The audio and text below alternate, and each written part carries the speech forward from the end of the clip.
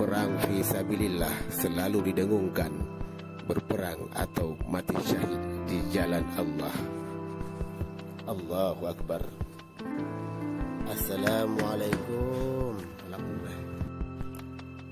Inilah penampakan rumah tua peninggalan masa Belanda yang sempat masuk ke Aceh pada tahun 19-an dan menjajah Indonesia lebih kurang 300 tahun lamanya.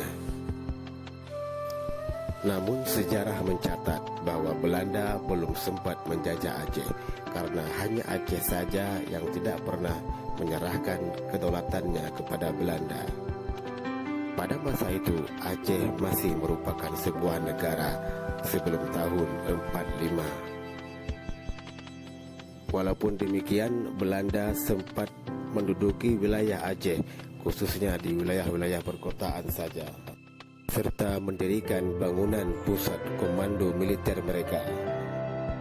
Sementara itu, tentara Mujahidin Aceh tetap melakukan perlawanan dan menghalau Belanda supaya kembali ke negeri asalnya. Perang fisabilillah selalu didengungkan, berperang atau mati syahid di jalan Allah. Allahu Akbar. Inilah kondisi rumah Ampun Syekh, rumah peninggalan masa Belanda yang sudah sangat lapuk dan dindingnya pun sudah rusak. Ternyata konstruksi bangunannya sangatlah indah dan sangat unik sekali, dengan lantai menggunakan papan yang sangat tebal dan sangat bagus.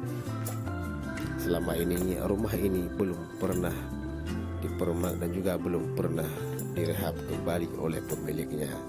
Namun terlihat sangat angker ketika kita memasuki ke dalam rumah ini.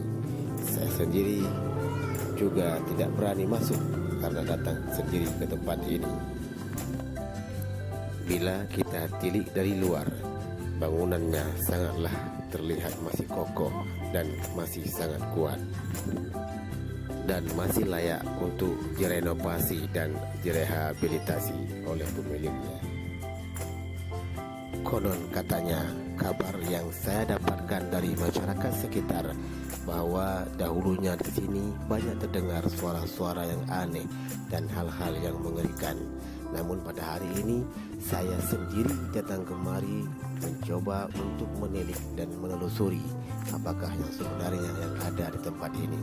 Alhamdulillah, ketika saya sampai di sini tidak ada apa-apa dan tidak ada energi negatif lainnya yang saya dengar atau yang saya dapatkan di sini.